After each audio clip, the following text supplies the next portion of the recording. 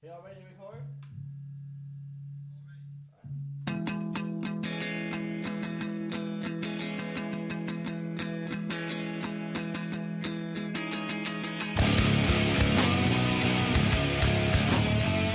What's up, everybody? It is the first episode of the Brockast, which is fucking crazy, long time coming. And I know originally I told some people on the other podcast, Stuck in the Middle, that I would be doing the first episode, maybe even the first 2 episodes about my journey. But I figured there's a better way to do this, and Josh has been so nice to allow me to record the first episode in his house until I get my shit. But, yeah, the first person that's going to be up to bat is Stuck's own Joshua Borcyk, man. Thank you so much. Oh, boy. Did I say your last name right? Yeah, actually, that you did. But you've known me longer. That's true. So you've probably heard it said throughout, Maybe. I don't throughout know. time. I don't know if I have, though. You nailed it, though. One of the things that kind of excites me about this, and having you on specifically, it's like I know you, but I don't know you. Like, I know this general picture of shit. Yeah, I only met you via through Duke and podcasting. Yeah, like I think I met you. You came on to the old podcast, the TFP, with that you Duke. so graciously invited me to. And I was just like, "Fuck it, man! You guys work well."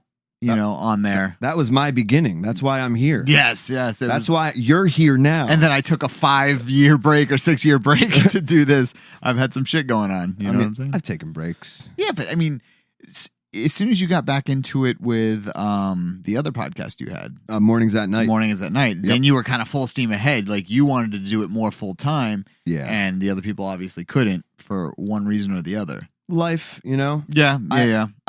And also too, I like to entertain, I guess, so to speak, and that's kind of what I found out with being in a band is I enjoy playing, but I enjoy performing too. Yeah. The previous band I was in, a lot of it needed to focus on the business aspect, so there was no performing, and I didn't get any creative input. Mm-hmm. So like. Essentially, Mornings at Night turned into my new band. That was your new thing. That was my new thing to put all my energy in. So I was like, yeah, why?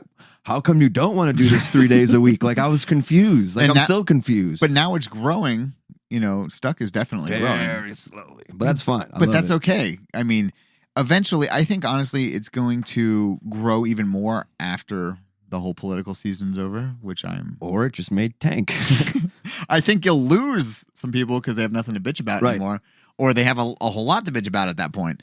I think that's where we evolve. I think that's where the show would need to evolve a little more. We come to that crossroad of what now? Yeah, now that we don't have this thing that we've been waiting for. Now, not just. I think either way, we'll maybe get 4 more years of it. You know what I mean? Yeah. Like, but it'll definitely start to calm down those 4 years. But then after that, it's like, will politics still be a relevant engaging discussion? Yeah. I mean, with the people you have, whether it be Eli or Adam, you always have an engaging thing to bounce off you don't count yourself out. Well, I mean, you're part of it. So the thing I've always found when I first started coming was that you were way more middle than the other two, depending on who you are. Well, yeah, I mean. Right. Some people, right? Yeah, exactly. But that's always been the interesting thing to me. It's like I've always heard stories like, you always kind of basically dropped hints of all this stuff you've kind of gone through, right? But never went into it. And that's why one of the reasons I felt it would be really good to have you here. Cool, man. Yeah. And you're from New York originally, right? Yep, upstate. Born in Rochester. Pretty much it's Canada. It's cold as fuck all the time. It's dreary as fuck. And then you get summertime. Summertime gets nice. It'll get hot there. But for the most part, it's like a mini England. It's always overcast. When did you move here? I moved down here when I was 7, when my dad moved down here with his brother after Hurricane Andrew. Oh, so you're way more Floridian than anything else. Oh, yeah. When I go to New York, when I go to New York, I'm I'm like, I could tell like they're Josh like, from Florida. Exactly. Oh, Florida's here. You know, like in Florida, Josh. yeah, everyone has the state nickname kind of in that like, Florida's here. You know, like okay, Jesus Christ, you guys call each other New York. Yeah, you all the fucking time? assholes. Yeah, you pieces of shit. Hey, let me drink with you. Yeah. And like, what got you into the whole music side of things? Because that's where essentially your world started colliding with my world in a certain way. Music began for me early, man. Like, music was always a part, if at the very least, just listening to it. And then my uncle always, my mom's brother, my uncle, Uncle Jeff, always played an acoustic guitar. And I think I got my first acoustic when I was right before maybe I left for Florida or when I came back for a little bit. Yeah, and I was dog shit then, but something always, and my uncle was so Christian. Like I remember when I got the guitar, I did this pose like on like one leg up, and my uncle's like, "That's demonic." I was like, "You brought me here." I mean, like I understand that because whenever I started taking notice of what a guitar was, my brother played for like 16 seconds, 17 seconds. When did you get started? Well, actually playing. So the thing that got me into rock music was when I was 7, 8 years old. Young. My brother was watching me, and he had some friends over, and they decided they wanted to scare the shit out of me. So they turned all the lights off in the house. I'm too short. I couldn't, turn the lights on or whatnot. And they played For Whom the Bell Tolls. Oh, shit. So all I heard was ding. Yeah, boom. And my brother's running around the house with his friends just banging on all the windows, scaring the living on the outside. Yes. Oh shit. Just fucking what the fuck they do that for? Because they're not good people. Yeah. We were all young. To be young. And I think that formed my thing where I try to go for the thing that scares me, because that scared me. I was like, I need to understand that. Right. Why did that the fucking bell? Why did that, like Hell's Bells didn't scare me? It's probably to beat it too a little bit, right? Just to not let it control you. Yeah. Know what it is. So I have no reason to be scared of this. Absolutely. And then my brother, like I said, played acoustic guitar for like 12 seconds, and he was absolutely terrible. And so I had there was always a competition with me and my brother mentally, not like spoken or anything like that. So I started playing at 13, 14, and literally I'd go to school, come home, no homework. I'm not doing homework. I'm playing Metallica for 8 hours. Yeah.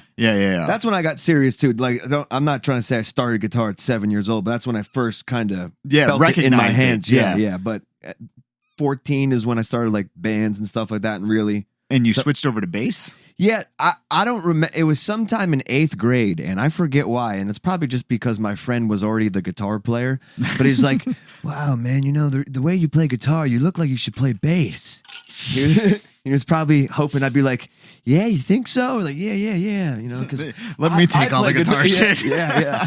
I want the power. Did you feel like shit when you were like, "Oh, this is all you wanted me to do"? No, I never looked back. I really I picked up bass and I was like, oh wow, this is fun. And I think a lot of it too was like all I saw was everybody else playing guitar. I didn't see everyone else playing bass, and there's always that like little touch of like a rebel, like I don't want to do what everyone else is doing to me. Like so I was like, ooh, this is like, I'm unique. Like us guitarists are like, oh, we're edgy, we play guitar, and you were like, well, fuck that edge. I'm going to my own edge. I'm so edgy, I'm douchey. I'm doing the bass thing. I mean, it could have been worse. You could have been a drummer. Yeah, no. Well, I mean, we all secretly want to be drummers. I know, right? Deep down. You just make noise.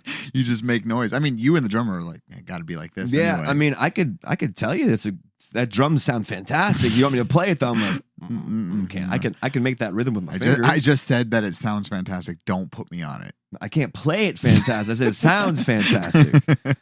I mean, I'm sure you can play drums a little bit. I mean, you can enough keep, to keep a beat. Beats, yeah, right. I could probably play an AC/DC song or something like that. Right. That's where my drumming knowledge stops. Yeah. And and it's just like I can 4/4 drum snare. Yeah, no fills, nothing, or yeah, just bullshit. You're playing Phil Collins in the air tonight. Incorporate that Phil everywhere. Yeah. That Phil Collins. Dude, what are you doing with that? We were playing something completely different. Why'd you just throw in the air tonight? It's all I know. It's all I know, bro. I'm sorry. So I could kind of get by, like you said, on AC/DC songs, but I could never pick up drums. I don't know why. It's the whole all we're focused on is our hands. Yeah. You know, where there are ankles and then legs and then your elbow, your shoulder, your wrist. Can you sing and play guitar at the same time? To a certain extent. Like, I'm a very good harmonizer, but I cannot sing by myself.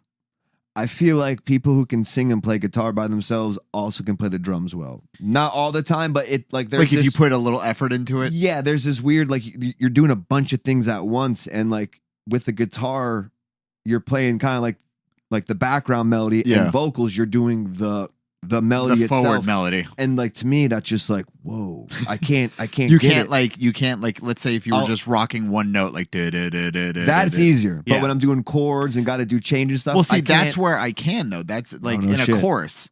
A chorus, that's where I'm happy. Like I can join in with people and sing that way. Like I would have been the shit in the 80s. You know what I'm saying? I love a good chorus. Well, like where you have like 19 people singing. Oh hell yeah! Like something sounds okay about that. I don't know what it is. Part of Chicago. Yeah, exactly. And then you got involved with. I'm trying to think. What band was it that you were involved with when I met you initially? Theory of Disorder. So. Okay, so the thing I'm getting about that is you weren't the first bassist, right? Nope. Okay, that's what always screws me up. I got lucky. That's what always screws me up. Kinda. So you were there with Panjo, right? I was there before Panjo. You were there. Okay, so we did play shows with you guys. We very well may have. No, we did because I remember there was a Revolution show that we played together, and we were like, all right, yeah, we got our normal set. Let's just end on End of Heartache and whatnot, and and we'll go off. And then you guys did Holy Diver, and I remember all of us were like, these motherfuckers, like, totally. I forgot about that. I mean, dude, there's a lot I forgot about that time. Yeah. That time is fucking dark. We'll get there. We'll get there. I'm sure we will. There's some darkness. I guess we have played. Yeah. I didn't realize that. Yeah. You looked differently. You had the shorter hair. Yeah. Way different. Way different. You had everything. And I was very young, too, dude. I was like 20... Probably 19 or 20, yeah. Like, that's right. I'm 33 right now. Yeah. So if you were 19, 20, I was like 22, 23-ish. Yeah, not by much, but yeah. Just because, like, if I'm 33 now, it's what? 2020, 11 years ago, makes me 22. Fucking crazy. That was before 22, so I was easily between 19 and 21 years old. That's so insane that was that long ago. Yeah. Yeah. Like there were so many, I have so many vivid, specific memories of almost every show I've ever done, you know, because I'm jealous of that. Well, maybe that's why I want to play so much, because I need them back. Dude, I don't play, I never played Fucked Up, ever. I never did, because I was just like, I had this thing in my head. I was like, all right, I'm barely a decent guitar player. Right. Like if I throw the element of doing anything to mess me up, it's going to go to hell. I think at first, like, I definitely didn't always, I don't know, maybe I did. I mean, not all the time. Like when I was playing at Piss with my first band when I was 13 or 14, maybe we smoked, but even then, like, smoking got a little...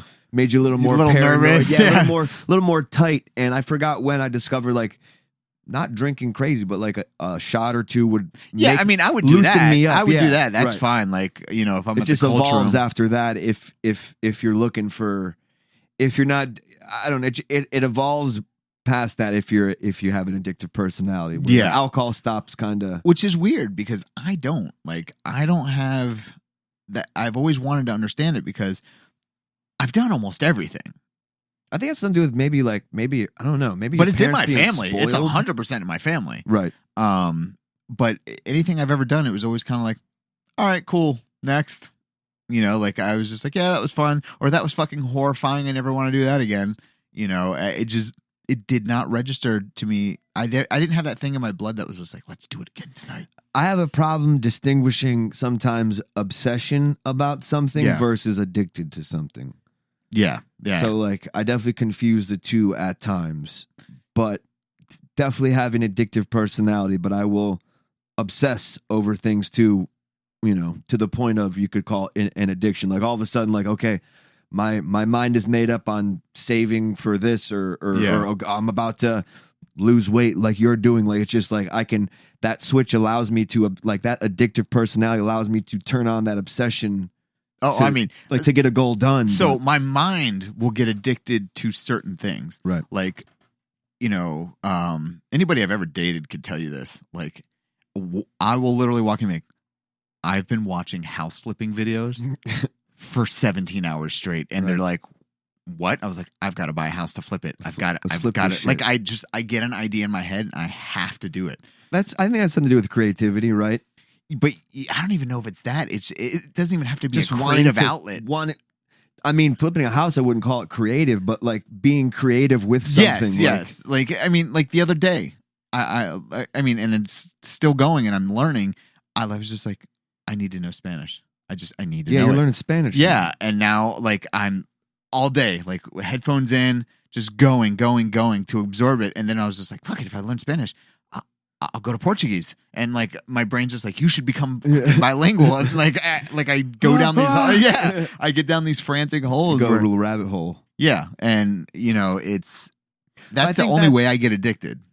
I get addicted to ideas. I feel like, to an extent, like you know, that's you have this, and to an extent, I think I have it too, and maybe a lot of people who have this creative.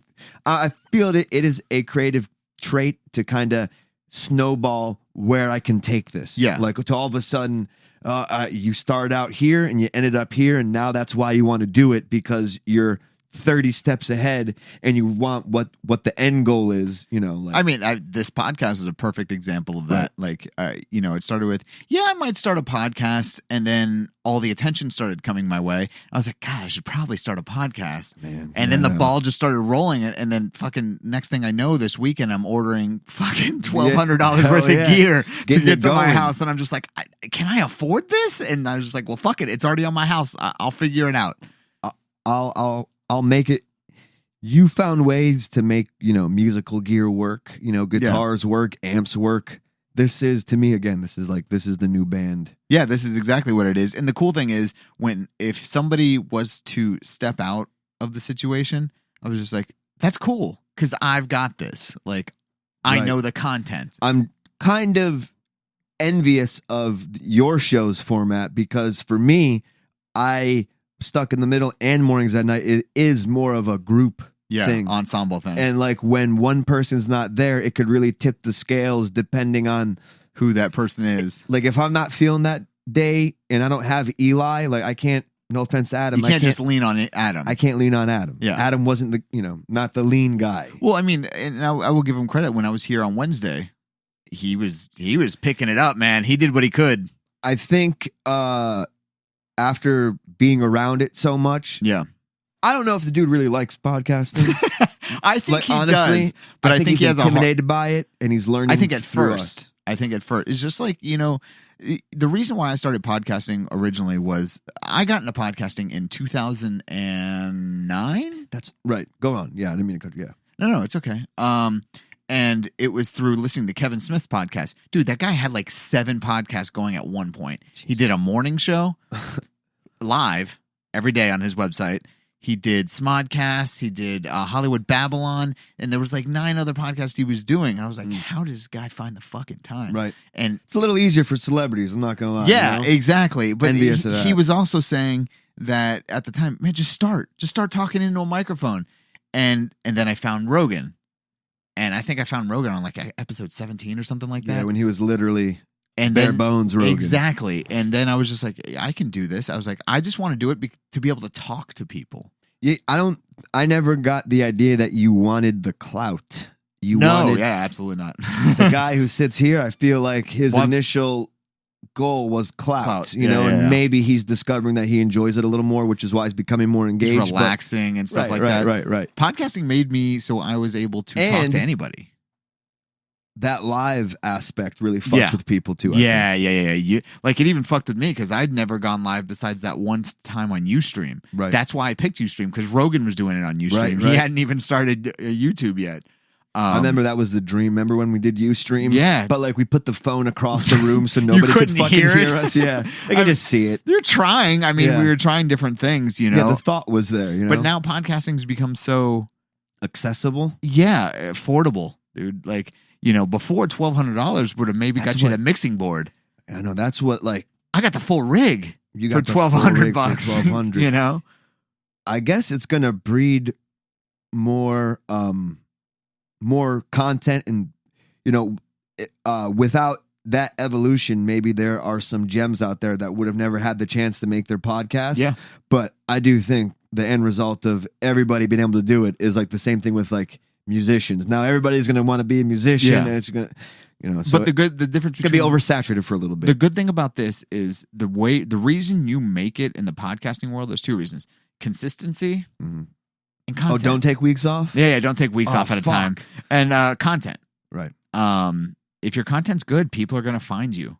Yeah. And there's no barrier to entry. There's no record label saying, no, you can't do this because we're not allowing you to do this. Almost. You got Facebook and YouTube. If you're going live, if you're just streaming, if you're going live, yes. Libsyn seems to be like, whatever you want. Yeah, dude, I don't care what you say. Say some hateful shit. You want to use music? Dude, who gives a fuck? Yeah, it's never the streaming or it's never the podcast hosting companies that knock you off. It's YouTube, it's Facebook that you can't really mess around too much. Yeah, I mean, especially with music, you'll get DMCA'd fast. Everyone was like, not to get political, just sidetrack. It's just like, freedom of speech doesn't apply to them because they're a private company, bro. And I'm like, okay, well, I'm going to start a company and I'm going to bring back slavery. Yeah. And I'm a private company. It doesn't work that way. Right? Yeah, it doesn't work that way. It doesn't work that way. I mean, there's a certain point where if you find the right audience, and when I describe this podcast to people, like my idea for it, everybody's like, yes. And I think that it's the same reason why I've ever gone viral this whole year. It's just people are looking for positivity. Hell yeah. I agree with that. But I think people also want to be brought on a journey. We don't have movies anymore. Nope. We don't really have too many albums. May never come back either. Movies. Yeah, a lot of AMC's going out of business. Dude, if the James Bond movie gets sold for $600 to $700 million on like Netflix or something, it's over.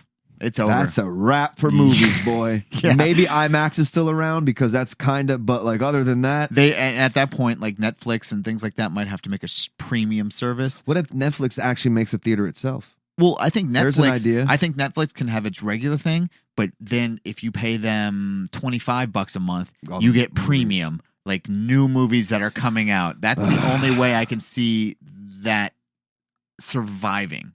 I think it's going to be cyclical. I think it's all going to go to streaming. Then people are going to be like, God, remember the days when we used to go to a movie theater and then some dude's just going to be like, I want to open a movie theater, and then it's going to spread out again. It's going to be different, though. It'll be like a same but different. You know? Like it'll be like maybe Netflix making the movies now. Yeah. I mean, they had Hans Zimmer score their beginning. Like, remember before it was just and that's all it was? Hans Zimmer now scored their theme. Right. Oh, shit. Yeah, so like they can release movies in the theaters because they've got this big theme thing going now. It does make you realize, like, oh, I had to bide a moment. I Biden down. Yeah, he stroked out, ladies and gentlemen. Oh yeah, it's a stroking, boom, burn. It's something about movies and yeah. Well, I mean, it's the entertainment medium, and I think a lot of people are so starved for new content that right now we're in a world. I'm a big comic guy. Right. We're in a world where we're getting ready to have 3 Batman going at the same time. 3. Yeah, that's a little old, no? Like, I'm so tired of universes. Like, can we just stick with one universe? Well, I think that's the cool thing that they're doing now. I think now that they're all like, why can't we have Michael Keaton and Ben Affleck? Right. Because, in the comics it always says multiverse, so this is the multiverse. Fuck Why not do it? Let's just throw it out there. I feel like superhero movies were one of the only things bringing people to the movie theaters. Yeah, that's it. That was single-handedly sustaining it. Keep bumping them out then. Yes. And, and horror started to come back. You had a lot of horror movies coming out. Like Halloween was a huge success 2018.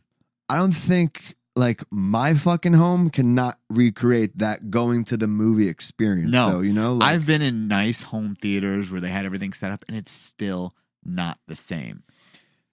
As mad as you get when that person's talking on their cell phone or fucking with their keys, or it's still part of the experience. Yes, I could pause it for 5 minutes and go cook something and come back and resume, but then I'm not like you're taken out of it, And well, one of the things I'm actually enjoying about this is drive-ins are coming back.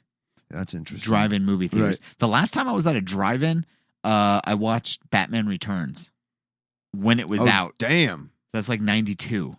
I've gone to the one over here, the 441 drive-in. I for a want few to. things. Like, I've wanted to go there, and especially now. Yeah, now is perfect. Because everybody's got systems now. Yeah, now's perfect. And you don't, used to have this shitty little tin box. Oh, I had a Buick Park Ave with like 210s in the back. Watching tinted Transformers. Windows. Yeah. Can barely see out the front window. We'll get back to the whole life shit.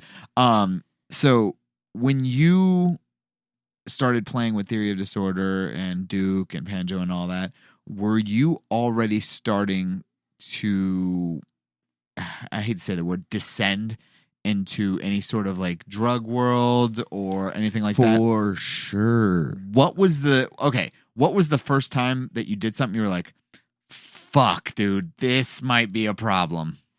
The first time I remember, let's see, probably 17 or 18, and my drug of choice would be opiates. That's the one that fucking wrecks me. Yeah. So I remember 17 or 18, and the weed man was like, "Yo, man, I'm all out of bud today, but I got these, or he had like a weaker strain, but he had these Roxy 30s." Now let me ask you a question. Okay, so there's always that debate. Oh my! I completely. I'll actually tell you where it really started from. So I totally forgot. There's that old debate of weed being a gateway drug, right? Right. Now, inadvertently, because it's illegal. Yeah. I think what winds up happening, and this could be just my opinion, is like you said, you're getting a weaker strain, or you just can't get it, like it's dry in the area, and you go, well, I'm used to being fucked up, so what can I get my hands on? I would say alcohol does that more than weed. Alcohol will lower your inhibitions. Which is weird, because when I was a kid, everybody I know smoked before they drank.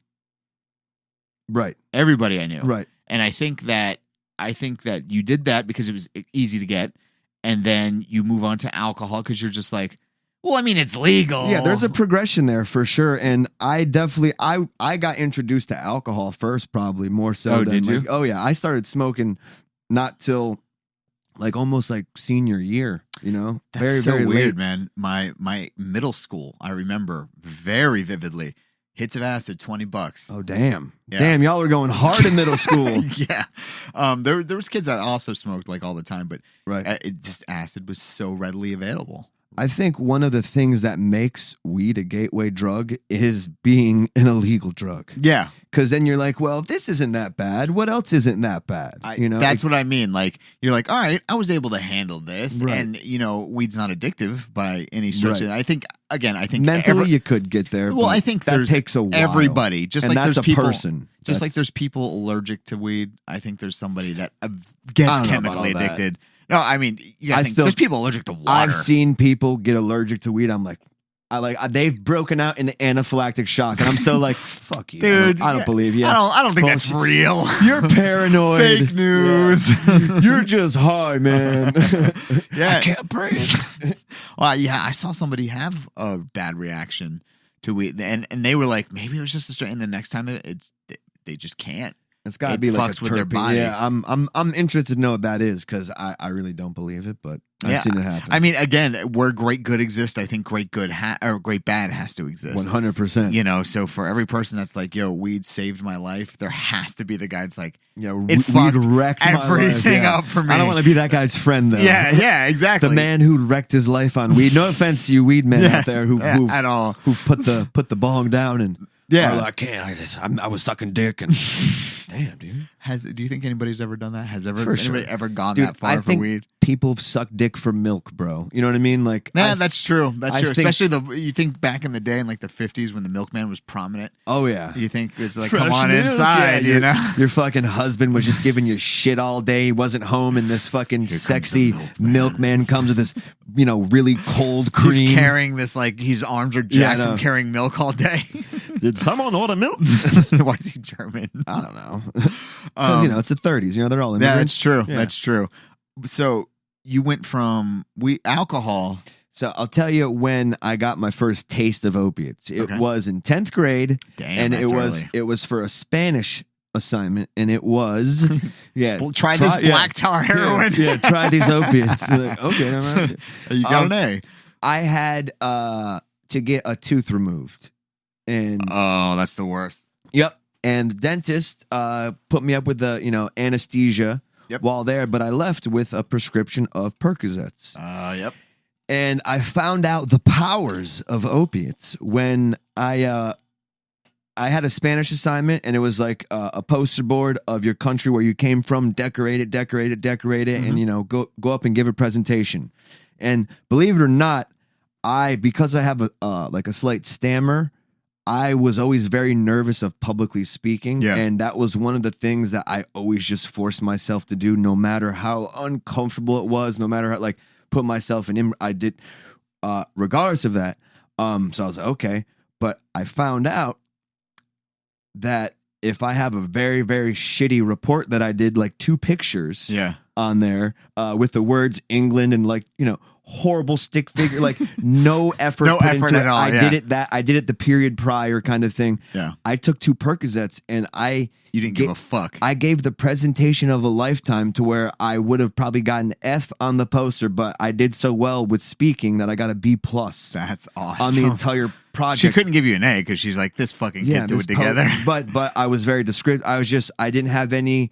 It took all the anxiety away, and that was really the first time that I was like, wow, this is interesting. When it aids you, I've noticed that's a crutch. That's where it gets you all the time. Yeah, drugs work. Yeah, there's a reason why they work, because that's why they're prescribed. Yeah, because you're just like, oh fuck it, like this is fine. I just had LASIK on Thursday, and I'd never taken Xanax before in my life, but they prescribed me 2, literally just 2 pills.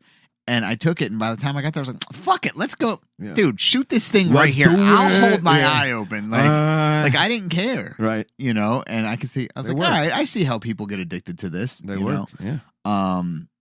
But yeah, man, that's 10th grade that you're. That's 10th grade. So then you fast forward through, drinking and smoking and stuff like that. And I come to that one meeting with the guy. He doesn't have any good bud. So he's like, here, try this okay stuff with this. Yeah.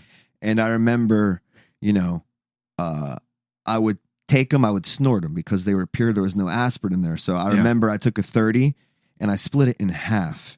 And I remember snorting the half and just being like, oh my God, what the fuck? It hurts so bad. Why did I do this? Yeah, dude, it hurts so bad. And then all of a sudden, what the fuck? I feel fucking good. Oh my God.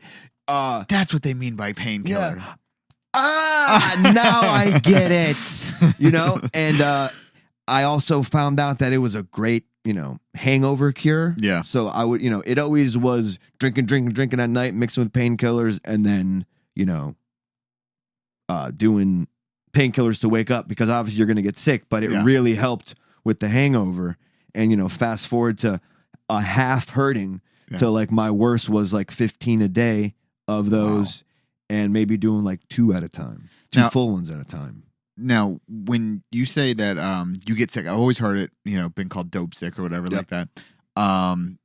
Is it like you have this pain that even though you didn't start taking it because you had pain, your friend giving it to you, do you get like a phantom pain where your brain's like saying, you're in pain, you need this to make it go away? But I'll tell you the oh fuck moment I had, it wasn't about like, oh my God, this is fucking great. My oh fuck moment came because there was a few days that when I didn't have it, nothing was clicking, but I just didn't feel right. I was getting disconnected.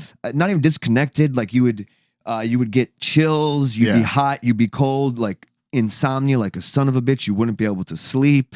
Your nose is running. You're always, your stomach. What the fuck is this? And then I remember stumbling across, oxycodone side effects, and then I just went down the list. Got it. Of got it. I'm like, oh my God, this is withdrawal. Yeah. This is dope sick. And I was like, you know what?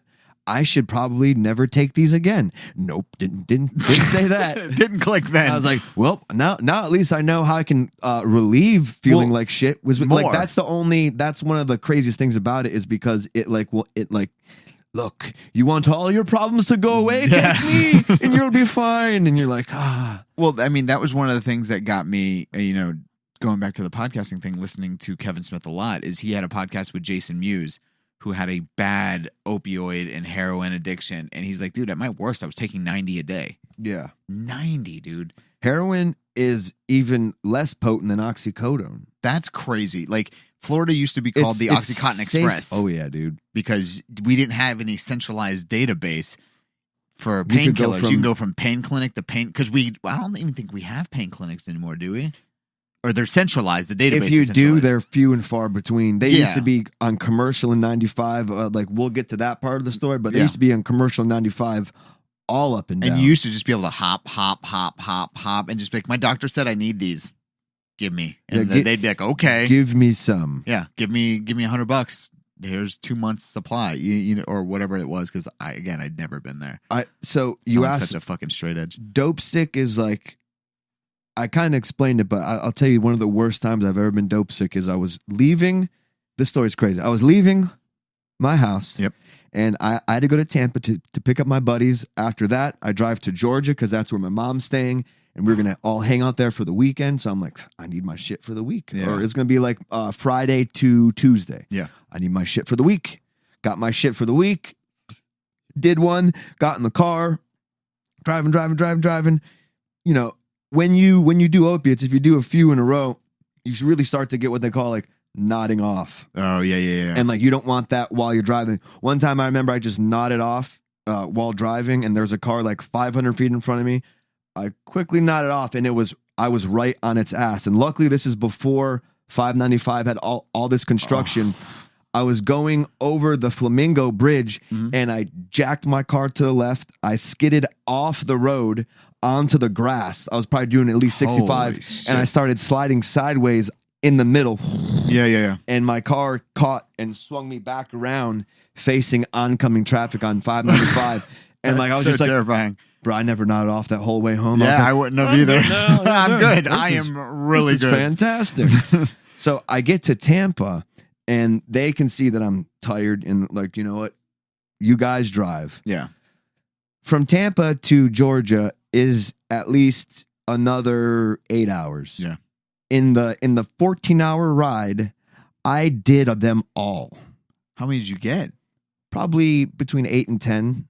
Fuck. Like, I wasn't thinking too much. Yeah. But like, so we get there Friday morning, and I'm out. Like we get there, and I know as soon as I go to bed, because we got there early, because we kind of stayed over, and it's a long story, but it took overnight to get there. We got there early in the morning, and I was like, man, as soon as I wake up, I'm fucked. And little did I know, my mom had the whole next day planned out. Like, we're going to the Coca-Cola factory. Man. So, dude, I had to walk around downtown Atlanta. Dope sick as fuck. Going in, like, sweating my balls off, then going into the Coca-Cola factory, taking pictures, like, forcing smiles, walking so slow. And I remember I cut my trip short. I was like, guys, I gotta go. Like, I called dude who had my stuff. I was like, bro, I'm leaving Georgia now. I need it when I get home. I need it when it's gonna be like Tuesday. Like, yeah, man, I got you, no problem. I'm like, cool. So fucking hauling ass back. Dropped them off in Tampa, hauling ass back. And oddly enough, by the time I got back, it was Monday. It was a day earlier. Yeah. And as soon as I got back in town, I crossed into Broward County, and I was like 2 miles away from where I had to go pick them up. I got out of the car to fill my tank up with gas, and this rush of, I feel fine. Yeah. That could have been your stopping point. Out of it. You were off. You were through the dope sickness. Or working off a little bit of adrenaline to make you feel a little better, and maybe it would have worn off. But I was like, I still decided to go pick up. So I get to the guy's driveway, and I'm driving up. It's a little long driveway. And I go to where it's supposed to be inside his grill, and it's fucking not there. And I'm like, God fucking damn it, dude. Yeah. I'm pissed. You got like literally mad. Like you were mad. You're like, this fucking asshole. I was so pissed. I was like, bro, I fucking called you 14 hours ago. I'm kicking his grill. I turn around, and there he is on the ground outside, passed out with the chair knocked over, pill bottle in hand. Dude literally probably passed out on the way to put my stuff in the grill and was there for hours. I didn't do anything shady. I woke him Yeah. up. I got my shit and I left. Yeah. But I was just like, what a horrible fucking What a piece of shit this guy stupid is. idiot piece of shit. He is more. I'm the bigger piece of shit. But you don't have that in your. I mean, you probably at that point don't even have that in your mind. You're probably saying, "I got my shit. Let me get the fuck out of here." It was like losing your keys. Like one time, I had my keys in my pocket and I was on top of the back of my friend's Firebird. Yeah. And my keys laid there. And he drove away to take his girlfriend home. Yeah. And it's at least he had to make a bunch of left-hand turns where he picked up speed. Yeah. It was at least 2 miles, 3 miles away. Uh-huh. And I'm like, where the fuck and I realized I left them on the trunk. fucking car. I'm like, what the fuck? So I'm like, take me through your route. Yeah. They had to have fallen off. And this is in Forest Ridge. Getting to the end of Forest Ridge on the last turn, I said, whoa. Something caught my eye. A gleam. A gleam caught my eye. Yeah. And right by the sewer drain was my keys. And my buddy's like, no way. Getting the pills felt better than that. It just felt better than that. Holy shit. You know, it's crazy what it fucking does to you. Yeah, and it's almost like a little voice that's like, hey man, I know things are stressful, but you know it would make things way better. Dude, I stole from my dad. Yeah, you did shit like way out of your character.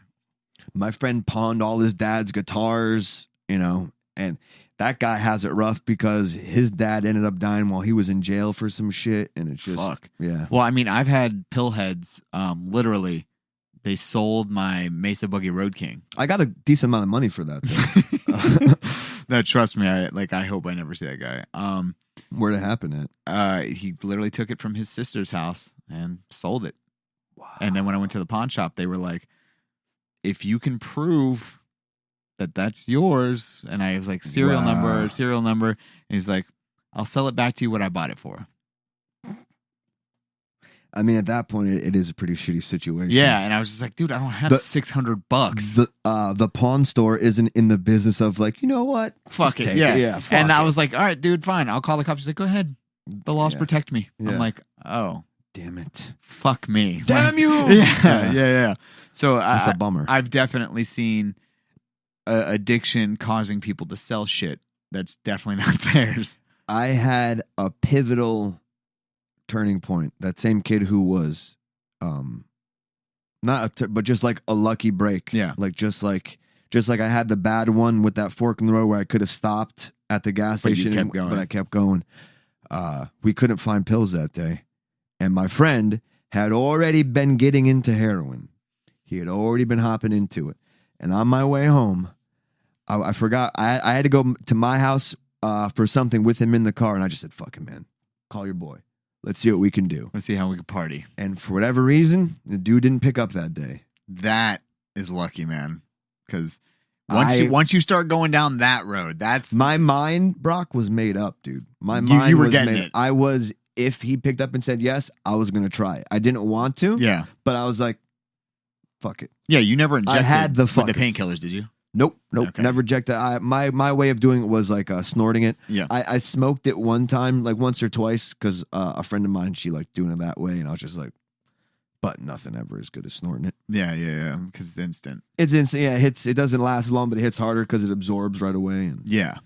and oddly enough, talking about opiates doesn't make me feel any sorts of way. I was literally just thinking about that too. It does. I know for a lot of people it does. What does though, oddly enough, and it was a little bit of a problem, but cocaine. Talking about cocaine makes me a little more like, maybe I can handle this. Yeah. But you know that's opening a doorway. opening a bad dude. I had an issue with that just a few years ago. Yeah. I mean, which one for you was worse? Was it the pills? Opiates, or was it for sure. like without question. I was in a bad place with the coke. Like I literally moved like 7 times within 2 years. Yeah, I feel I remember you moving a lot, and I was just like, "What the fuck is this guy doing?" Like, dude, I just got in shitty situation after city, and life doesn't like people who have bad credit. It doesn't favor those. It definitely shits all over them. It's hard to find a place to live. And yep. So it's just, and at that point, your reputation's probably a little tarnished from stealing people's shit, selling it, on opiates. Yeah, the only person I ever stole something from was my family. I never, which is worse, I would say, but I never stole something from my friends. I've had friends steal shit from me left and right, like my iPod and stuff like that, and they always say, I didn't do it, but for whatever reason, I never... if you can call that moral at all, I drew a line of like not fucking with my friends. Like, I never wanted to do that. Like there had to be a time that you were basically saying, wow, it doesn't get any darker than this. Oh yeah. What was that? Honestly, those times for the opiates specifically. Luckily for me, I probably don't remember them. Wow. But just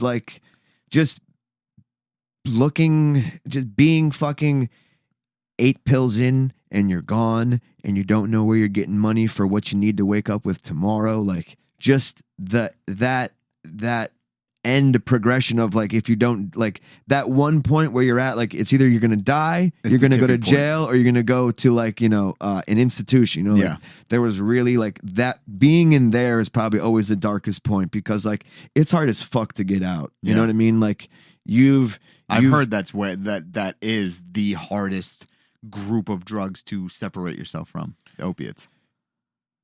Like, what do you mean? As in what? Like in terms of if you're I feel bad for alcoholics the most. Alcoholics are definitely, that's bad because it's legal. Right. It's the ease of access is right there. Coming off opiates suck. There is, like Suboxone and stuff like that. But you're just with Suboxone, aren't you just substituting the addiction at that point? Kinda.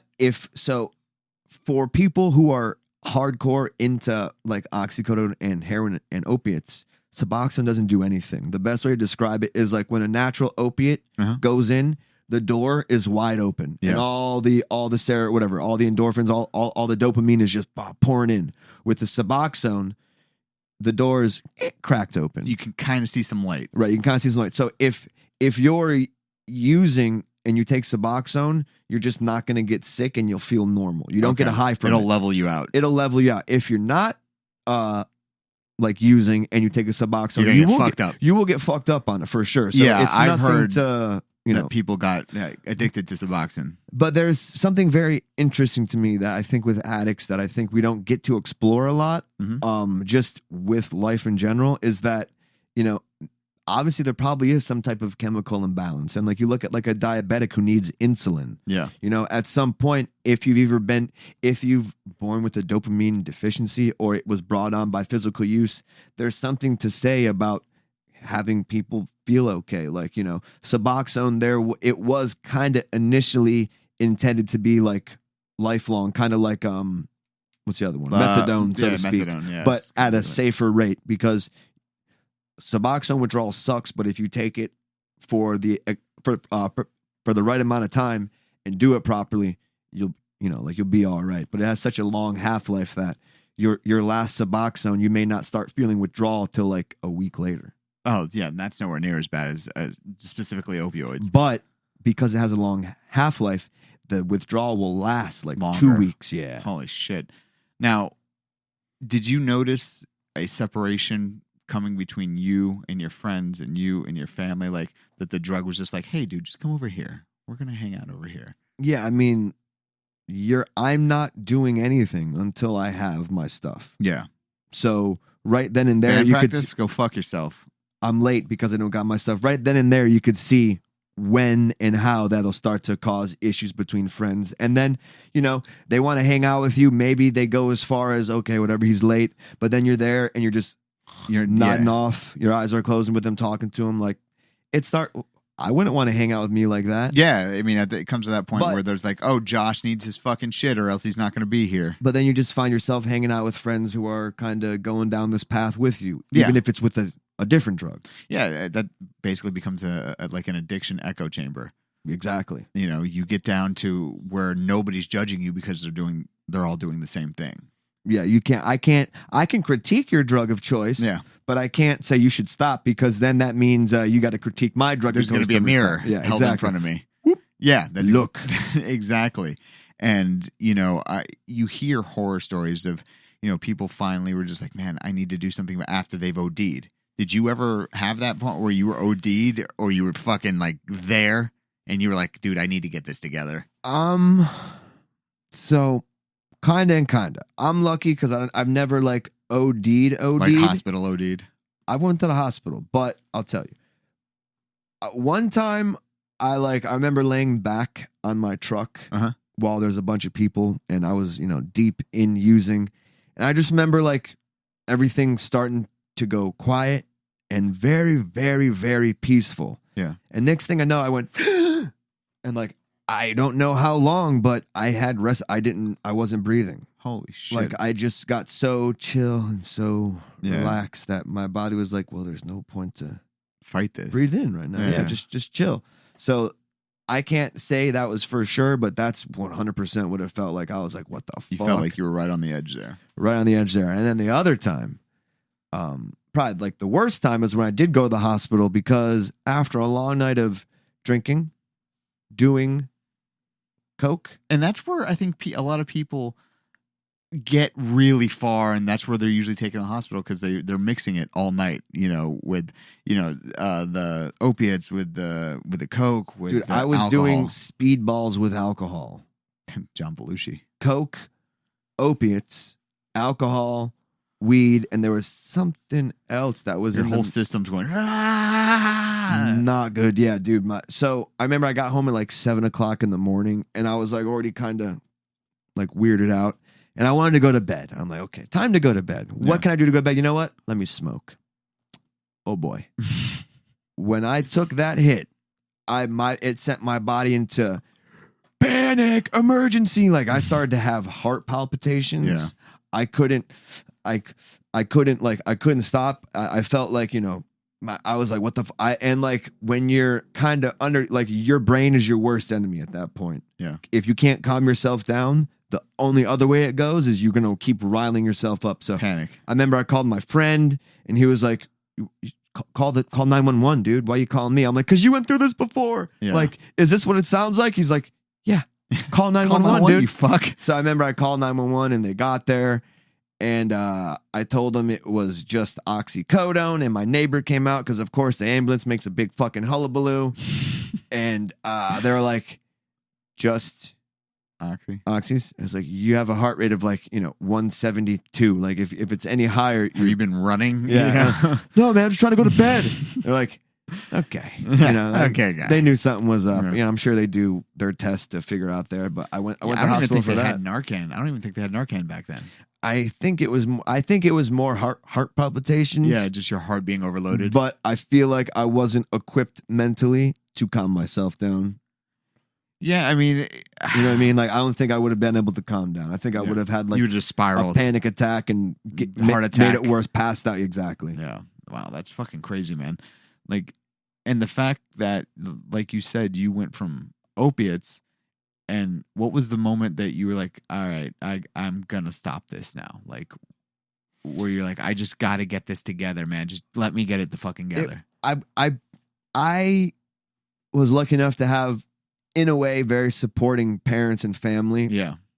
Kind of enablers too at the same time. Yeah. But, I got myself into a few of my, like, I knew I had a problem. Yeah. And so did my, like my dad. So I was never really in denial. I was just like, you need to. It is what it is. Yeah, it is what it is. And you can't like not stop living a normal life if you have a job. Like you need to, you know what I mean? You so need to like get yourself together. So I need you got to be take even. like a week off. Yeah. And it's not going to work. You have to take weeks off to kind of get yourself without this mental anxiety. Like, when you're coming down and you haven't had opiates for a while, weeks even, you're not yourself. You're very nervous. Your emotions start to come back. So you can't be like a normal person at that point. You're just, you don't know what emotions are anymore. Yeah. You're like, what are this coming back?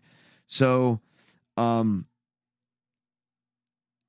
I got myself into a few inpatients, I got myself into drug court via, cocaine charge. This was before I went on tour, and, it was bullshit. The dude swabbed my nose and gave me a possession charge. My other buddy, it was his, and like the cop had followed us out of the community. Yeah. Follows us to the gas station. I'm like, yo, put everything inside the trunk. Go get the beer. Put it in the trunk. We're good. Little did I know, my buddy hid one of the bags in his pocket. Put the other one in the trunk. So when the cop pulled him out of the car, he reached in his pants and the cop said, "What's this?" And my buddy literally said, "These aren't my pants." And the cop was like, "Really?" And he was like, "I don't know why I said that." And then he goes to the hospital. Oh, God. So I was lucky enough to be able to go on tour because drug court gives you 2 chances, so to speak. And we pleaded to the judge, me and my friend with our lawyers, saying, like, listen, we have an opportunity to go on tour. It's a once in a lifetime. And Judge Beach was so cool. She's like, hell yeah, do it to it. Yeah. When you get back, what we can do is you'll just restart drug court. Yeah. I'm like, fucking awesome. So we go on tour. Which never does anything good. I mean, I'm glad I still got to go. Like, I think, regardless of if I would have died a year later, I think it's better that I did go on tour and kind of experience. Oh, I agree with that. But I mean, the road, as you know, it's probably not the best place for a guy in the middle of the throes of addiction. And trust me, I tried to get opiates on tour. Luckily nobody, like maybe I got lean. You got them in Florida only. Yeah. It's just a bunch of drinking and smoking. And when I got back, I never got noticed to appear again.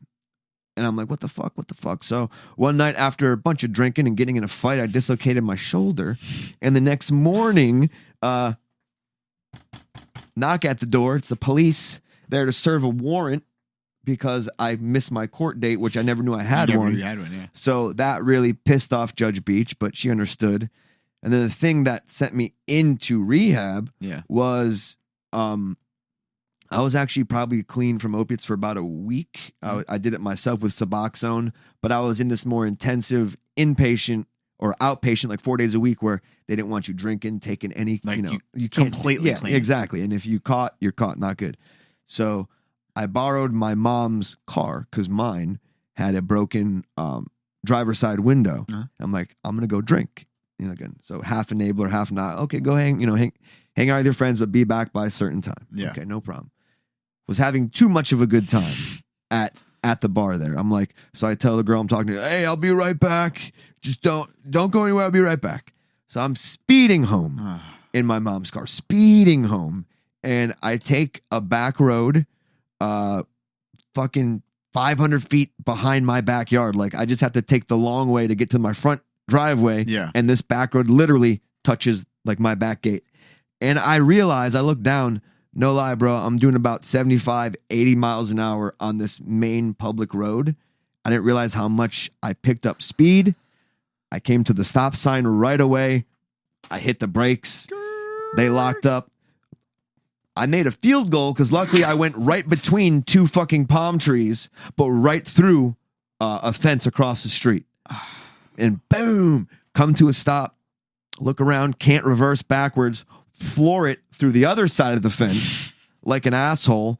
Get home, I make myself puke, I take a shower, and then I call the cops. I'm like, hey, I think I was just in an accident. I didn't have my phone, so I wanted to. So the cops get to my house, and they're like, we've been looking for you. We've seen all this shit everywhere. And I'm like, I think I'm in drug court. He's like, ooh, boy. You're in a world of shit. And he looked. And I guess when you're in drug court, you're technically not on probation. So I didn't violate anything. And he looked at me, and he said, you were this close. For your whole shit getting Little did he know my court date coming up the following 2 days. Like, I was less than that close. You're like that close. I actually succeeded in being too close, sir, because I got a charge of a hit and run. I didn't get any alcohol charges because maybe the cops are being nice, but because nobody could pin me. I think at also the scene, they can't prove that you didn't go home and get fucked up. I didn't even think of that. Yeah, I think that's what it was. They can't prove that you were perfectly sober, maybe just texting, smashed through that, went home, but like, and they got fucked up. Right, but they know my car was there, obviously, but they're like, because everyone heard it, but because they can't pin you in the car. Specifically there. Even though you told me it was you. So I didn't get the DUI, and then I just got leaving the scene of an accident and destruction of property. That's all they could prove. Boy, was the judge mad. I've never seen... Judge Beach was not so forgiving this time. With all due respect, Judge Bitch at that point. She went on full, at that point, she gave you 3 chances, essentially. Yeah. Hey, man, go on tour. Live your fucking dream. Hey, you miss it? totally understand everybody fucking has a mess up. Fucking really. Yeah, fucking. And she was fuming, and she's like, that's it. 90 days IRT. That's in jail rehab. And I don't know where the fuck. Something compelled me to blurt out a name of this rehab. And I had heard it from doing community service with this other person who said Judge Beach really loves this place called The Cove. Yeah. And for whatever reason, while she was fuming, and she said 9 days inpatient, I said, Judge, I was actually already looking into going to The Cove. And she perked up and she stopped. She said, The Cove. I said, yes, ma'am. She said, you have 24 hours. If you are not in The Cove in 24 hours and you come back here and you're not signed in, this is what's going to happen. And within 24 hours, thankful to my uncle, my dad, my grandpa, my mom, I got into The Cove. Wouldn't it have been horrible if you went there and like, sorry, man, we're all full. Yeah. Like, we literally have no room for you. That's what it was. Like my uncle, really worked with them, and like, because they both like to God, they talk to God, and we need help, and they just tried to relate a little more. And I got in by like only paying like less than half, and I skirted. I don't know how, but that in The Cove, I had every opportunity to fuck up. Really? Because this was the type of place where people was like still getting shit in. Do you know who Kurt Angle is? Yeah. I had his nephew, Mark Angle, was there with me. That sounds like such a generic, like, oh yeah, it's my cousin, Mark. Yeah, I know. Mark Angle. Looked just like him, but he was bringing bitches into his room from the meetings. I was just getting ready to ask you, how was the rehab experience? My first day there, the kitchen was on fire. Was that because somebody like fell asleep, like nodded off? I fell asleep after I got all my shit. Oh, you caught it on fire. No, I didn't. I was going to say. I fell asleep in the room after finally getting there. You're just drained of just all this, like, finally. And I just wanted to sleep. And I remember waking up and I'm sweating and like, I couldn't see anything. It's just smoking. What the fuck is going on? Yeah. And I opened the door and there is the entire kitchen on fire. The wall, the fridge is melting, like on fire. And what the fuck? They could be like, does anybody else see this shit? I nonchalantly walk out the front door, and everybody's outside, and they're like, "Oh, the new guy was in there." Like, they totally forgot I was in there. Yeah, because you had only been there a few hours. Yeah, at that point. And like the guy went to cook French fries. This crackhead went to cook French fries in like 60 inches of oil on high, and it's just splashing up. And he's trying to put it out with water. It's just creating more of a fire. But you got rewarded. If you were doing good and did your work on Sundays, they would go to the beach. You go to the movies. I really learned how to have fun without it. And I really think that helped me a lot. But you had every opportunity to fuck up. It's really on you. If you wanted to get better, you would get better. And one of my good friends that I was in there with, his name is Justin, and he was in the outpatient with me, and I saw the instructor freak out on him, and like, that's it. I never told my instructor what happened. Yeah. But my mom called my instructor and told him what happened, which is why I got the court date for Judge Beach. So I get into class that day, and we're all doing, how was your weekend? He's like, hey, Josh. How was your week? How was your weekend? Buddy. I'm like, it's fine. Low. He's like, really? Well, your mom called and like, fuck me. Damn it, Mom. He's like, you're still taking Suboxone. You're drinking. You got to hit and run. You're out. You're gone. Wow. And you get kicked out right in front of class. I'm like, oh boy. And you got to go through this whole thing of going to inpatient. So it's just, oh man, that was the worst. Was there a way to work back into it? Like after you've been kicked out? After you're kicked out, you do inpatient. Yeah. And then so after so my buddy Justin there though, like you met some really cool people, and he was one of the ones who like his daughter was born while he was there like with us, and I shared a room with him. And him and I really, really helped each other get it just with comedy, with humor. Yeah. And he didn't make it, man. In like 2017, he passed away. Yeah. He resuccumbed. Was he a musician? Two of people, myself and this other kid, are the only ones left alive in that group of like 16 people. Wow. Was he a musician? No. I felt like for some reason there was somebody there. Justin Pasquarella was. Yes, but, that's what I was thinking. Yeah, when you said Justin, that's not where that my mind weirdo. went. Well, I mean, it's good that you did get on the other, but then you said after that you had the coke issue. Well, dude, no lie, after rehab, and I've never really talked too much about this with my family because it is kind of, an iffy topic. But even after I got out of rehab, I still had my battles with opiates. Nothing to the extent of I got myself in trouble a few times, but I put myself through withdrawal. I'm like, this is what you get, fuck boy. Yeah. Like I did, you can do opiates 3 days in a row. Yeah. You'll have some type of physical withdrawal. It's just that quick. Shit. It's just that quick. So sometimes I get myself into trouble doing it too many days in a row. Yeah. I just eat the dick. I'm like, this is what you get. And well, eventually that's you from you getting the tools from the rehab. And the experience of like not wanting to go back. It's like, yes, I'm going to agree with you and say yes. Like my tool, what the fuck is it called? Tool bench, my tool fucking. Your tool bag. My tool bag. Is that toolbox? Wow. Toolbox. You say toolbox Jesus too. Christ, that was hard to get. My toolbox was now full of tools I could use to help you get through this. Help me get through this, as opposed to just being fucking empty. And there's relapsing is the name of the game. It matters about how you get back up and keep moving. Yeah. And luckily, like right now, if I'm ever feeling like that, I have kratom there to help out. I could take some kratom, and that really helps. And because like, dude, either way, I'm still like surgery. I did fucking stupid shit growing up before I even started taking pills, like hurting myself. I have natural aches and pains regardless. And it would be easy for you to fall on that sword again. Because like every time, yes and no.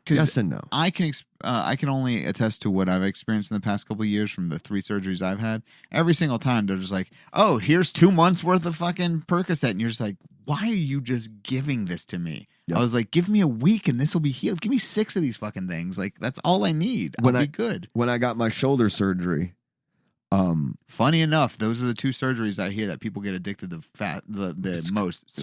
Knee and shoulders, because they're fucking painful. But when I got that, I wasn't one. I didn't want to tell the doc. Some people, when you're in the program, they want you to be honest. Oh, like I'm an addict. But when you tell your doctor that, they look at you completely different. Yeah. And it's not necessarily always in the best light. And I don't need to be honest to them as long as I have a support system. Yeah. So that's what I told my mom. I'm not going to tell her, but I made a list of every time I followed it by, so there was accountability there, and I took them the right way that time. I learned to do it better. I'm not gonna lie. Did I take 2 when I should have took 1 sometimes? Fuck yeah. Yeah. I mean, but I think That's a lot of people do that, honestly. Yeah. But I think a lot of people do that. Even people did I take 10 when I should have took 1? Yeah. Happened a couple times. Did I boof them up? Yeah, dude. Yeah, man. What do you think? I'm gonna just sit there and not put it up my ass? Now the question is, you went from the opioid addiction, you got out, you kind of slipped up a couple times. Oh yeah. But then you said you went to coke. Yeah. Did you not view it as the same thing? Like No. you were just like, oh, I'm not an opioid addict anymore, so I got this. Coke addiction is in my family. Coke and alcohol. Yeah. So like, my uncle who helped me got into rehab, he's succumbed to his disease. He's passed away. So I know all about it. It was more of just in the moment. Like it's, talking about it makes you want to do it, or at least for me, but it wasn't never a crutch for me. Yeah. It became a crutch because it became an obsession for energy for that. But thank whoever created cocaine, there's not really a physical withdrawal. Yeah. It's more of like a mental, and I can mind fuck myself all day. I'm good with that. You're good at mind fucking yourself? Yeah. I'll be like, fuck you, this is what you get. Or, like this is just, you know what I mean? Like, yeah. I can take that over like physical pain, like physical, uncomfortable. Uneasy. Yeah. Because even the physical part of a lot of these withdrawals I've always heard is very mental. Like it's your mind telling you that you're in pain, but you're not necessarily in pain, but your mind is just you're in pain. Oh, are you? You're in pain. Yeah, like when your body doesn't have dopamine, that's what withdrawal is. Like you're giving your body this outside source of dopamine, so your body's like, well, I can turn off my natural production of it. Yeah. So that's what creates this. But yeah, it's like the worst flu. It is a physical pain, like achy joints, like all the dopamine's gone from make you, to make you smile, laugh. Joints are very achy, very stiff. Your back hurts. It is like one of the worst flus you've ever had. So when you were coming off of all this, I know probably around that time is when you were working with Sparky and WTF LOL a lot, right? Or was that after? That was after. I'd that around that time is when I kind of started to discover Kratom a little bit to help me out. Yep. Yeah. And it's weird because you went from musician and podcasting, and then all of a sudden you're popping up online all over the place with all these videos with Sparky doing everything. What got you there? What, like, just acting? Yeah. Like, where was that jump? Like, was it the creative? You just needed to do something creative? Honestly, I've always, like, starting in elementary school, I was in Snow White and the Seven Dorks. Like, I always liked acting. I went to the University Center for the Performing Arts in middle school. I did improv in college. Something about acting. I've always enjoyed it. Before around the same time, I started to kind of like emulate Jackass and CKY is when we started to do like small skits. Yeah. That's when the addiction really started. Started hurting yourself. But that's also when we started kind of doing skits and stuff like that. Yeah. And so like that's really where I picked up this joy or I rediscovered acting kind of in front of a camera and stuff like that. And I've been doing it kind of when I can ever since. When someone wants me, if you're there. Yeah, if it's something I can do, I'm like, sure, yeah. Now the question is, because you're going from creative outlet to creative outlet, is that something that helps you not go back into an addictive thing? Like, because you're like, man, I'm just going to concentrate on this, knock out 6 days on set doing this.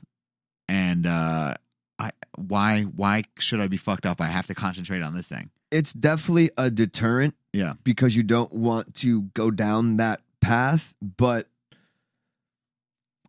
it's not the driving factor either. Like, you know what I mean? Like, it's already kind of, I guess, half and half. Yeah. It keeps, I hate the, religious sayings to a certain point, but the idle hands are the devil's plaything.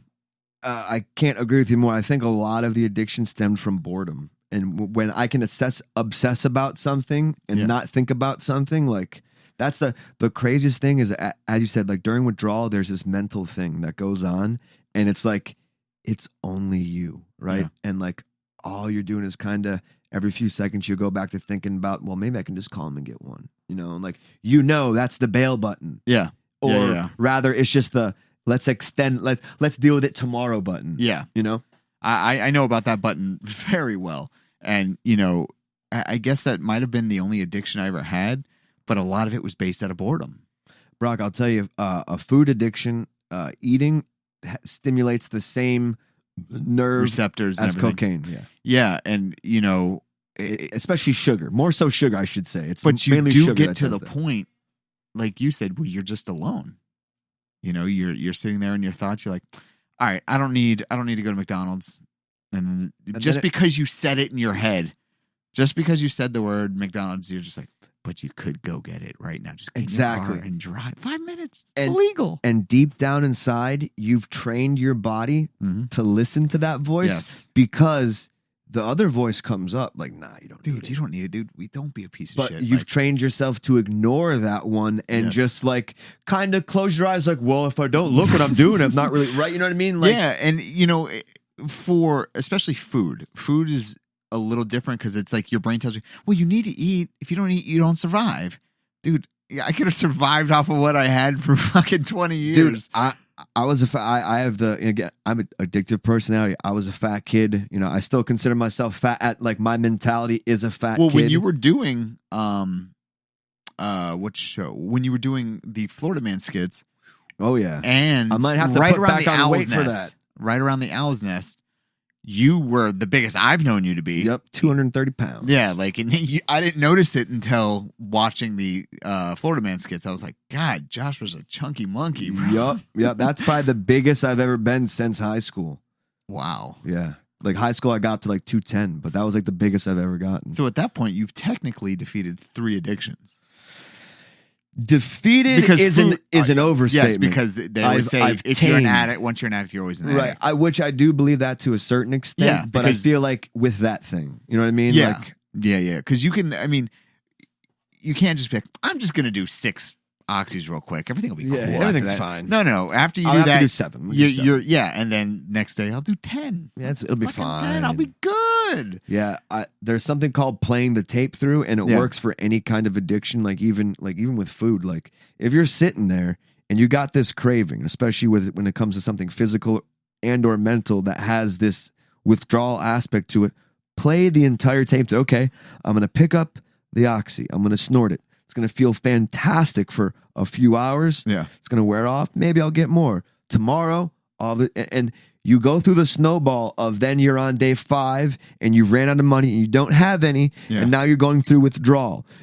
That result is that end is a result of picking up that oxys for the first time. Yeah. That result of that end result of not feeling good because you just ate a bunch of sugar, or the next day you're 5 pounds heavier, is a direct result of that initial action. You know what I mean? Like, yeah. Like, and it's funny because there was a point where my band had a show in Ocala. I hadn't eaten fast food at that point for 2.5 years. And we were up there and we woke up and then there's fucking no food. So we went to McDonald's and I was just like, you know what, man? I'm just an Egg McMuffin. Like, what is that really going to do? I'm good now. Yeah. I deserve it. Exactly. I was like, trick yourself. I was like, I'll be back home and everything will be good. Another 5 years before, or 2 years or whatever it was at that point. And literally like 4 days later, it's me and a buddy of mine just were like, hey, can we get 5 double cheeseburgers a piece and just inhale them and be so sick afterwards? Remember Bruce? Yes. He's like, like you don't chew, you just... Yes. And it's gone. Yeah. That's exactly what it is. Man, Bruce was on to something. Is he still around? Yeah, he's still alive. Good for him. Still alive and well. So glad. Well, I don't know about well, but he's alive. Yeah. Well-rounded. Very well-rounded. And... that's one thing I always tell people, I want to be in shape, not a shape.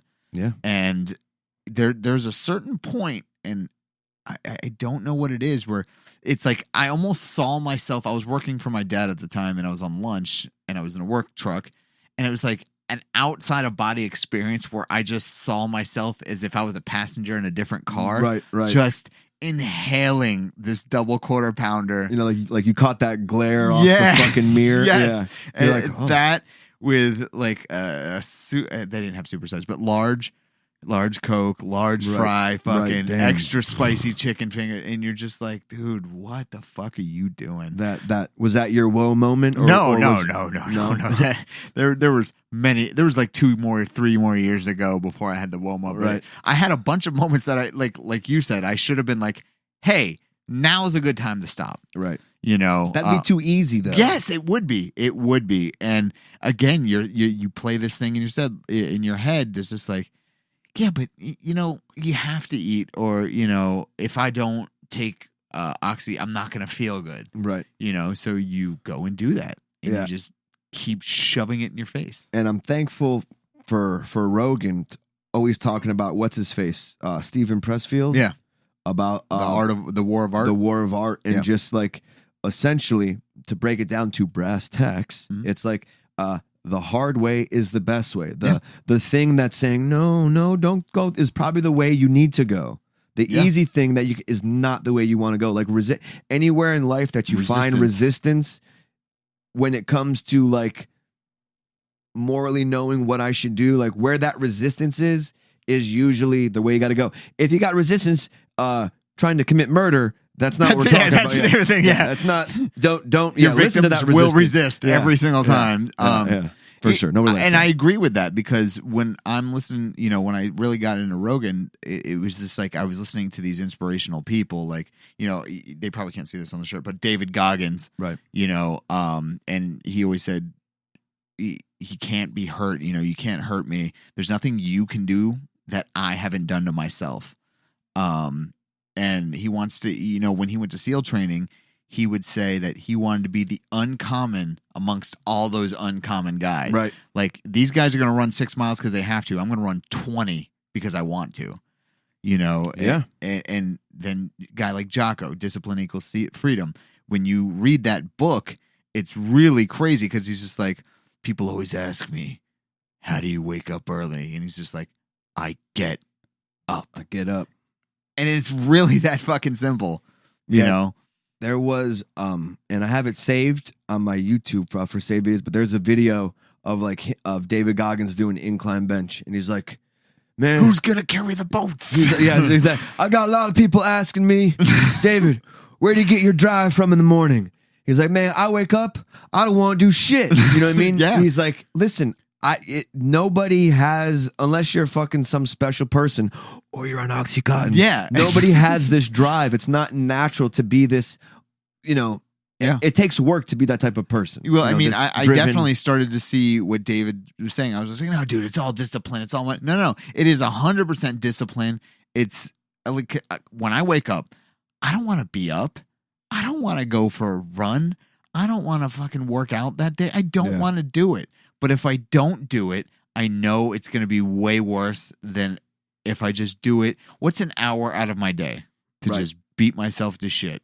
What fucks with me is fucking injuries, because like right now I lost a lot of internal rotation because this is the shoulder that I have surgery on, and I think I just might have had bad posture doing something, but I've literally, if you can see, I can bring that arm all the way down. That's about as far as I can get that. So all my internal rotation's gone. Yeah, and you need to get some physical therapy on that. I got this. I know what to do, but it's just like the amount of time it's going to take to recover, and it's just like, man, I've made so much progress. Like it's like, for me, like I always have a setback when it comes to working out. I will get as a decent, and then something will happen. Like right now, because Florida Man, the full length is in the works, I may have to put back on 30 pounds. Now, I'm really kind of not looking forward to that, to be honest with you, bro. Like that kind of freaks me out. Well, what you can do, and this is just a guess, is you could do like what the strongmen do. Just eat lots of protein. You'll get bigger and then cut down. I know exactly how to gain weight. Trust me. It's the losing. Let me write your diet up. Yeah, it's the losing it that really sucks. Yeah, it fucking sucks. It's work. It's a lot of fucking work. So easy to get big. For us. I keep hearing skinny people like, I can't get big. I'm like, fuck you, dude. Yeah, like, that's their. You can't get. You can't. No. I'm sorry. Your life is terrible. Just eat more. You piece of shit. Yeah. Eat more calories than you burn. Period. That's. And if you have a fast metabolism, that's what you got to do. Just keep shoving it. If your body burns Don't off worry. 3, it'll catch up to you. Don't worry. Eat 10. Just be a piece of shit for a month or 2. Hell yeah. Are you looking forward to the Florida Man thing? Is that kind of like your baby at this point? It's so a bummer is so kind of a little bit. Yeah. It's more so like it's not my idea. Yeah. But like I've helped influence the Florida idea Man. of it. Right. Exactly. So I definitely, to some extent, yes. But I'm just, it'll be my legit first full length that I've done. Yeah. And there are some scenes in there that are causing some tension between the missus and I, because there are some alleged sex scenes in there. Yeah, but it's not even acting. Explain that to I get that. I mean, especially I know you considerably better than the average person would know you. You can say average bear. I don't think. I think that'll be such a quick part of it. Like it's going to be more. You're not going to be in bed for 6 hours. Yeah, or back of a car, dumpster, or whatever. Right, yeah, whatever. I mean, we did this one scene on Shift Drinks and we never finished the skit because it was a waitress walks up to the table and me and my wife are all over each other. Yeah, and I'm not a character actor, but I will be. You'll be in the scene. Right, I'll be in the scene. So like, I'm not being aggressive, but she didn't realize what she was getting into, so to speak.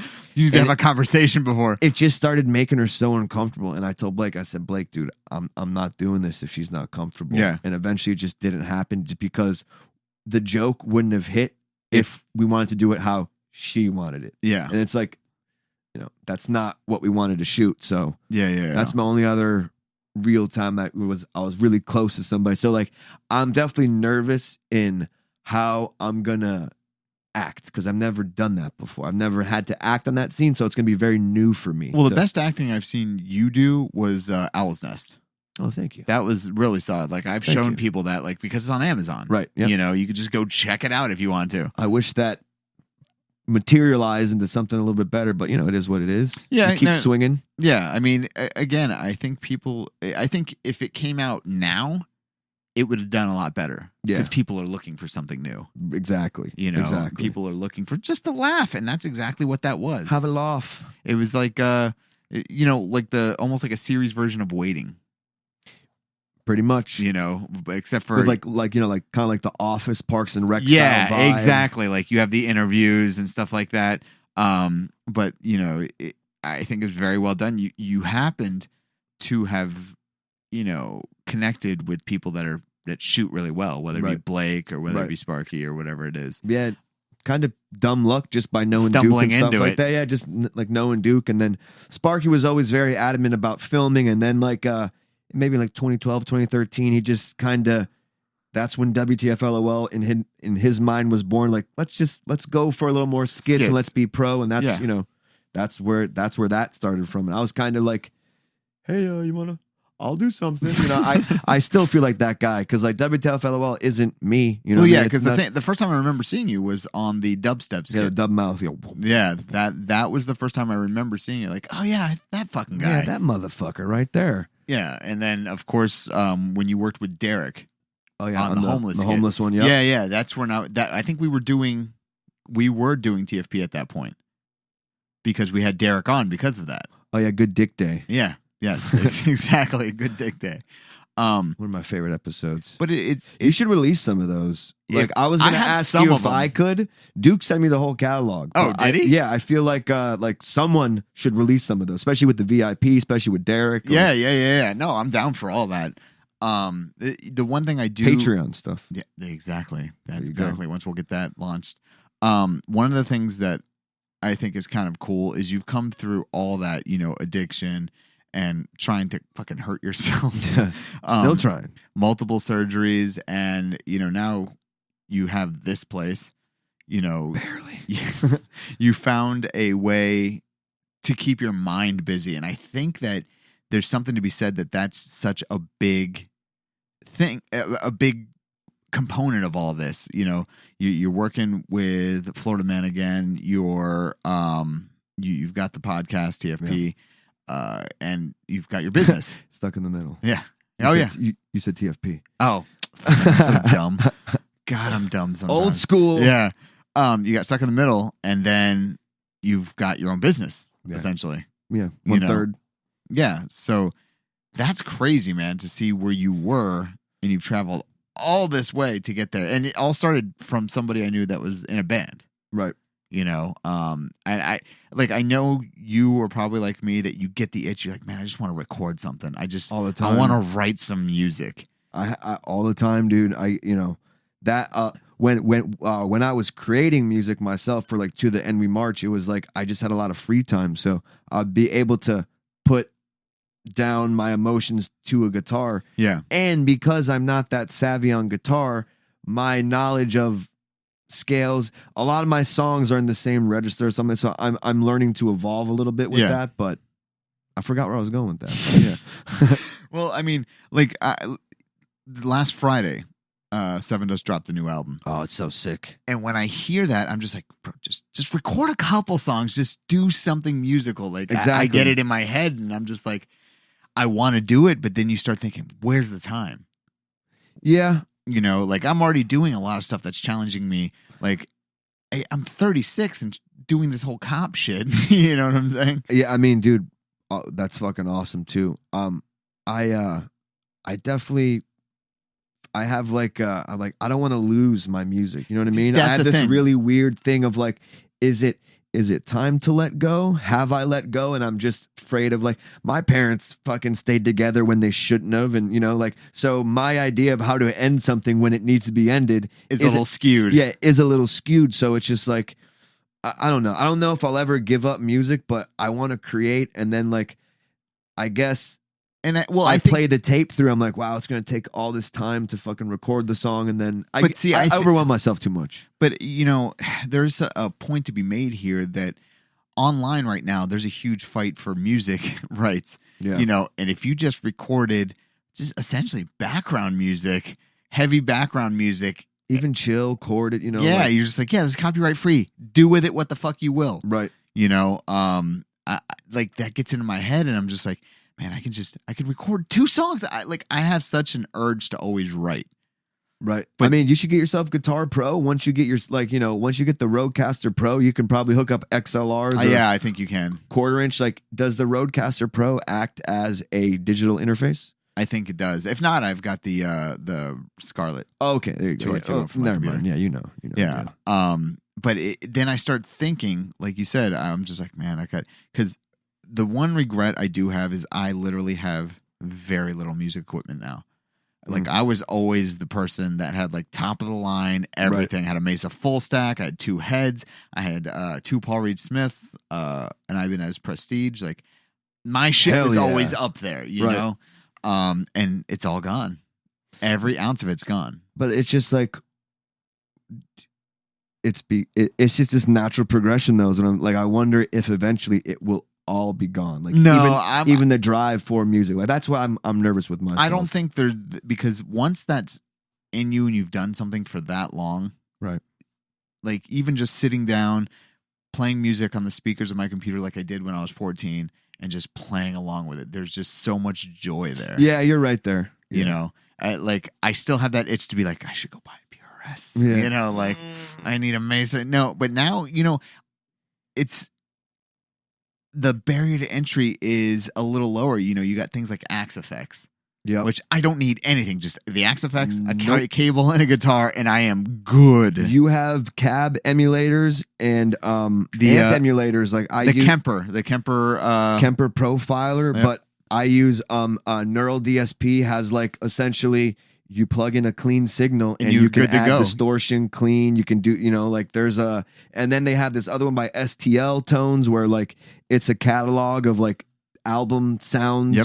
From it's fucking crazy what you can do now, and a lot of it sounds good if you know what to EQ and and you see bands all around the world that like my barrier was always like, all right, if Metallica goes digital, that's when I'll hop. And then the last thing I saw on their equipment setup on the last tour they did, it was all Axe Effects. Oh no shit! Everything, the bassists, the guitarists, all Axe Effects. Wow, I didn't know that. And it's just like that's hard not to go with now. Especially if they can get it to sound just how they need it to, and they still sound like Metallica. Albums. Yeah. So you could literally go from album to instead of being stuck in like this middle Mesa, right? Yeah. Instead of just having this Mesa sound, you're like, all right. In the Kill 'Em All days, we used Marshalls, so let's make our sound like a Marshall for Whiplash, and they can do that now. That's what 12-Foot Ninja does. That's why they have always sound so good.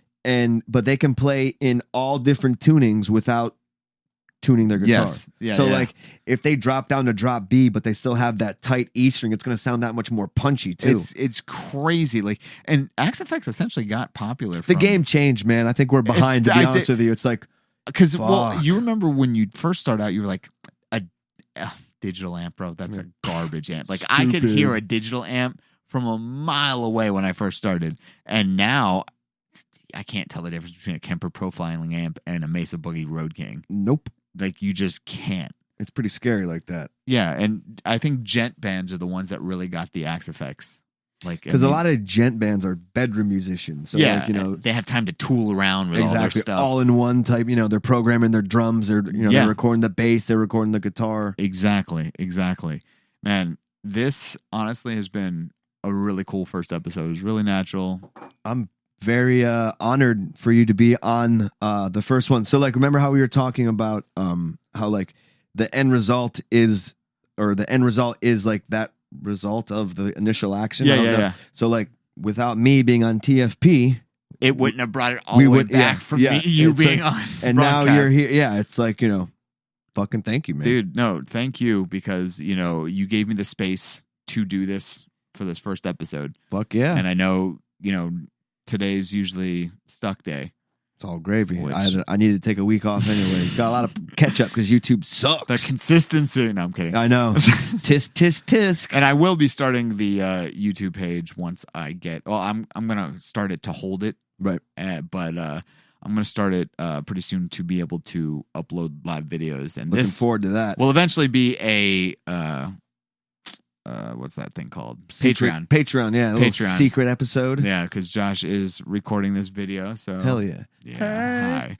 Awesome. But dude, thank you so much for being on. Hey man, thank you for having me, sir. And now I and the rest of everybody know you a little bit better. Just a touch more. And man, I look forward to learning. I know you have a lot of cool people planned for the show, so I look forward to learning just a touch more about some more people. Yeah, I mean, speaking of one of the people that are coming up, a friend of mine, Katie, who she had H1N1, and if I remember correctly, the story was she was in a coma. I remember her being in a coma, but I think she went into the coma pregnant and came out with a 5-month-old. Damn. Yeah. Wow. Yeah. Did you see what Obama said about H1N1? He's like, he's like, fortunately, it wasn't a deadly pandemic. Yeah. He just said that, like, what? You can't shit all over everybody. But yeah, dude, thank you so much, and I thank can't you, wait sir, to get this out to everybody. I can't wait to hear a lot more, man, because I know you're good at what you do, and I learned a lot of it from you. You know, just being on podcasting. So, dude, cheers, man. We'll see what the future holds and how the audience reacts to it. Fuck yeah, dude! Congratulations. Thank you, brother. All right, guys, I will see you in probably a week. You can wait a week. It'll be all good. Yeah. All right, guys. I will see you next week. Have a great day, and always find